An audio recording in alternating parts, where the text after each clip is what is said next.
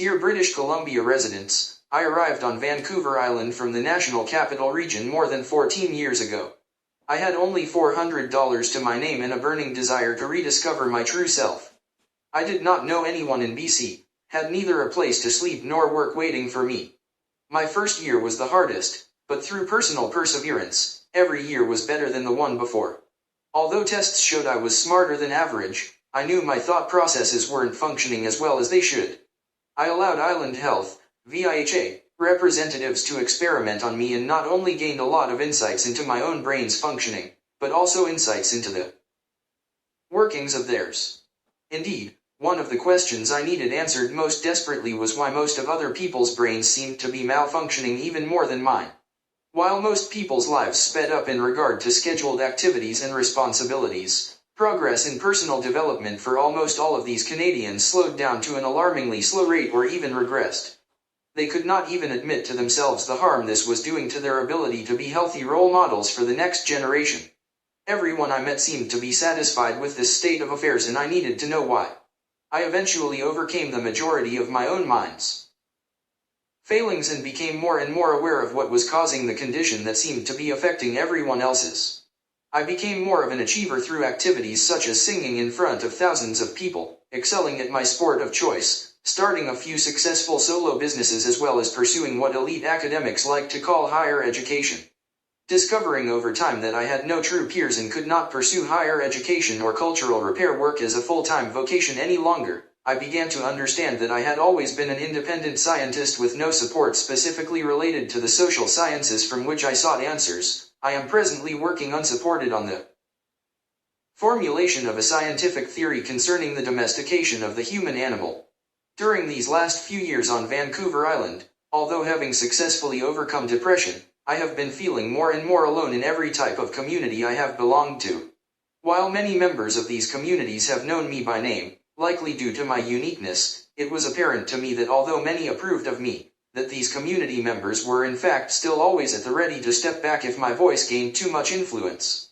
I quote my favorite lyrical composer here by saying that, during the course of my own life, I only wanted to lend my voice to the sounds of freedom and no longer lend my strength to that which I wanted to be free from. As a lifelong learner, I was also disheartened to discover that my chances of finding role models on the island were growing slimmer and slimmer as the years passed. In saying my life improved every year on the island, I mean by the measure of my original purpose for moving here, personal development in my quest for answers. I certainly do not mean to suggest that quality of life is attained through financial means, as I have been living below the poverty line most of the time I have been on the island, and I believe not only that this played an important part in my personal development but that I am also a better person for it. Today, I also continued to fall deeper into debt through various programs and courses, both academic and non-academic, few of which, sadly, justified their cost.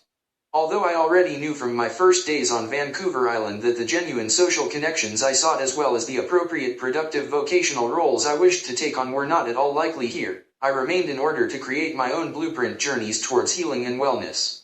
When my needs for connection overwhelmed me over the years, I made a few attempts at committing to personal romantic relationships.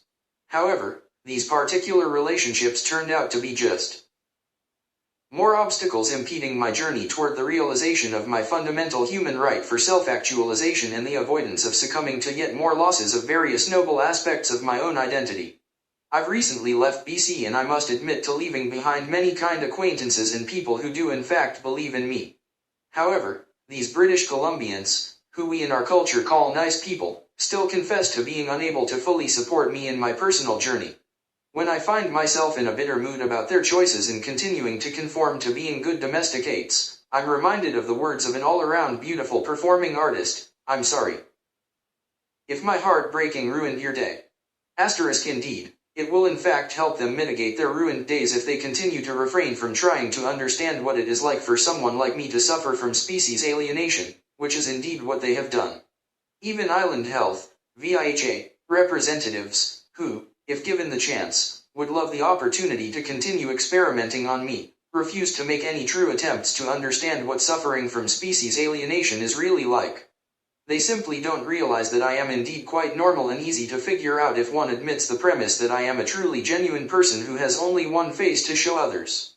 Perhaps as they themselves suffer from the ailment of Homo sapien domestication, HSD, they simply cannot grasp the possibility that someone who they see as being beneath them in society's social status scale might be the exception and, unlike them, did not fall victim to becoming a good domesticate. I do want to thank various collectives of BC for supporting me financially in various ways during my passage there.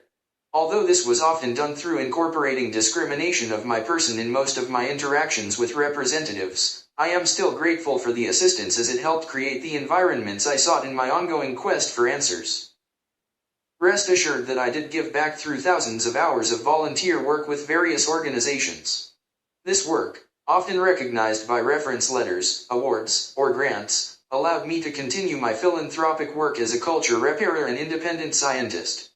Perhaps because of this and my appreciation for the accountability role models I did occasionally meet earlier on, I wish to give back now that I have departed and had a chance to recover from some of the trauma that became more acute while trying to finish my own research into the human condition during my last 2 years on the island.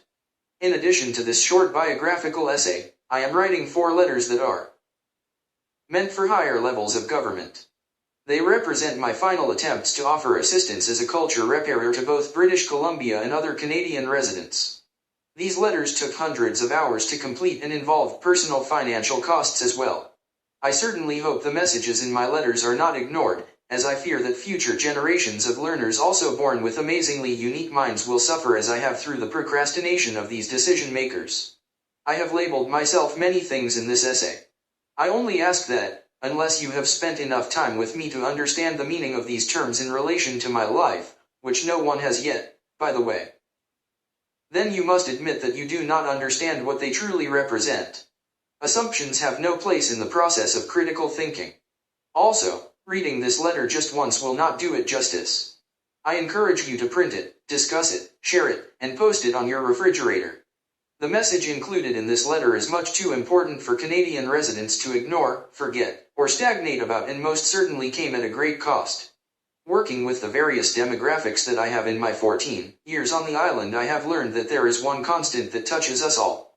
Indeed, the most traumatic events in most of our lives leading to great hardships such as addictions, mental illness, broken relationships, self-denial, vocational self-sabotage, scary and confusing feelings that our lives are not entirely within our abilities to control, succumbing to the ailment of HSD, financial deprivation, or despair have usually been brought about when we have suffered an experience during which our voices had been taken away at a younger age. If you continue to allow this crime against yourself, your children, your grandchildren, or any other member of the human race, you are supporting slavery of an insidious kind.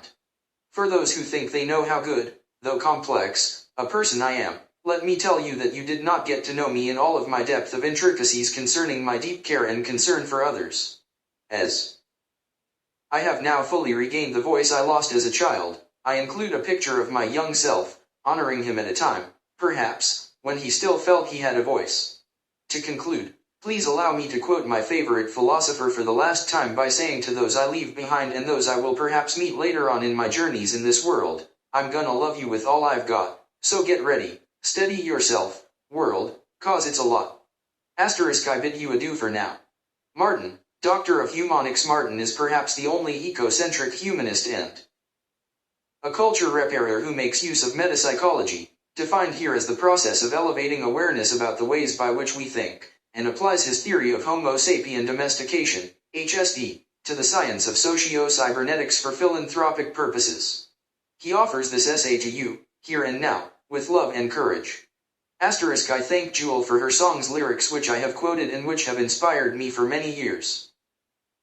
The National Council for Excellence in Critical Thinking defines critical thinking as the intellectually disciplined process of actively and skillfully conceptualizing, applying, analyzing, synthesizing, and/or evaluating information gathered from, or generated by, observation, experience, reflection, reasoning, or communication, as a guide to belief and action.